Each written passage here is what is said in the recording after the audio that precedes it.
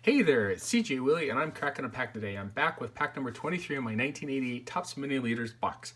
I'm trying to see how many packs I have to crack to get all 77 cards in the complete set.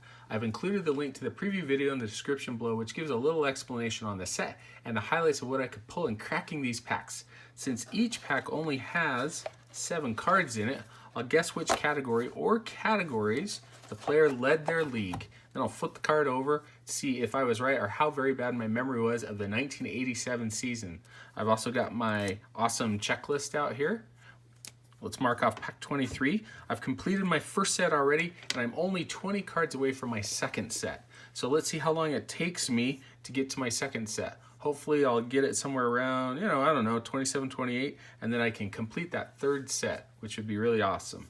All right, so let's get to cracking this pack. Like we've got Rick Sutcliffe on the back, and I think it's going to be a triplicate pack. Maybe not. All right, let's get the Spring Fever baseball thing out of here, and let's get to cracking. All right, first card we have is Wally Joyner. So, yep, looks like we may end up with some triplicates, and hopefully no pack damage. The last pack had some pack damage. All right, so Wally Joyner, Wally World hit the MLB 1986 season with just a storm. Came up as a rookie with the Angels, had a great year, finished second to Jose Canseco in Rookie of the Year. 87 was his breakout year and probably his best year of his career. Hit over 30 home runs, drove in a lot of, had a lot of RBIs, doubles, etc. I'm going to say, hopefully this is a triplicate. So he was a league leader in home runs and RBI. I'm going to throw doubles out there as well because I can't quite remember. He was a third in home runs with 34, fourth in runs batted in with 117, and had 33 doubles, so a little off the pace. But Joyner, this 1987 was probably the best year of his career. He kind of plateaued out, was between a 12 to 17 homer guy per year, but his batting average stayed pretty consistent and was a decent defensive first baseman. Next card out of the pack is Willie Randolph. Oh, so that's a double. Okay, so maybe I might get some doubles out of this pack toward my second set. Randolph, this one is a tough one for me to remember when it comes to league leaders. I think he was a league leader in doubles. Let's go with runs and on-base percentage. He may have had batting average, but I can't remember off the top of my head. On-base percentage, so he was fourth, and then ninth in walks. So Randolph is one of the more tricky ones to remember. He did get on base quite often. Batting average 305, which was probably one of his higher batting average finishes in his career. Randolph went on later to play with the Dodgers, the Brewers, the Mets, and was a manager for the Mets during some of their playoff runs in the mid-2000s. Okay, next we have Billy Hatcher. I know that that's going to be a triplicate because we've had Hatcher a couple of times. Hatcher is a speed demon, kind of in the vein of Vince Coleman. Had the ability to get on base and still a lot of bases. My memory of Hatcher, I've gone over in a couple of the previous videos, was in the 1986 playoffs against the Mets, where he would just hit the ball into AstroTurf and get on base and then steal a couple of bags. But for a good trivia, go look up his 1990 playoff stats when he was with the Reds. He had one of the most phenomenal World Series in history against the A's as the Reds took the World Series that year. Hatcher was a league leader in steals. He was third with 53, finished behind Vince Coleman, and I think Tony Gwynn was second in steals with 55. Okay, Rick Sutcliffe, let's get him marked off. That's another one of our triples. So Sutcliffe was a pretty decent pitcher, came up with the Dodgers, went to the Indians, and then eventually on to the Cubs in the middle of the 84 season. Then had a fantastic run, went 16-1 with the Cubs, won the NL Cy Young Award, helped the Cubs get to the playoffs.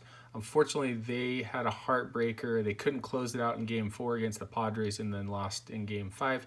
Padres went on to lose to the Tigers in horrible fashion in the 84 World Series. Sutcliffe also later on in his career pitched with the Orioles and then the crosstown rivals, my St. Louis Cardinals. In '87, he was the league leader in victories with 18.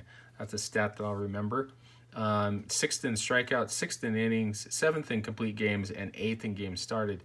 Really durable pitcher. Eventually retired around the mid-90s and went on to become an MLB analyst. Does a lot of work with ESPN, and is a pretty interesting guy to listen to. Next we have Teddy Higuera. I'm not going to mark off Teddy Higuera because I made a mistake previously. He is a double. I wasn't paying attention, actually, and I marked off the wrong square for Higuera. So he's one more duplicate closer to my set. Looks like I'm going to get 3 more closer and end up with 17 dupes.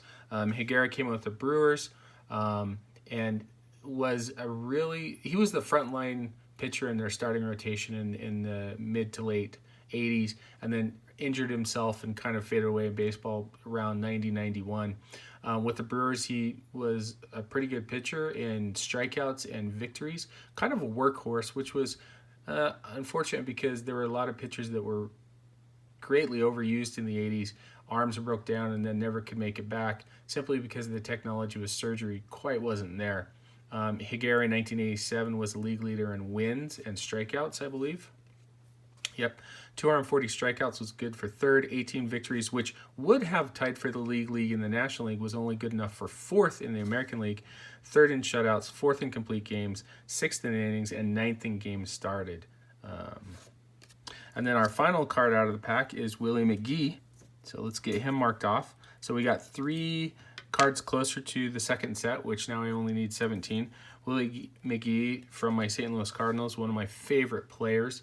McGee was oh no, boy, I'm really bad. This is the second day in a row that I've actually had one more card and I haven't been paying attention. Sites are, well, I'm going to be down to 16 cards for the second set. McGee, let's get back to the point. The point is Willie McGee was a great player for the Cardinals. I believe he's in their Cardinals Hall of Fame, McGee had the interesting stats of barely hitting around 10 home runs a year, but had the ability to drive in, close to 100 runs a year as well.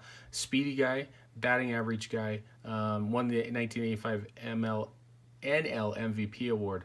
McGee, if I remember right, was a league leader in batting average, runs, and I think doubles.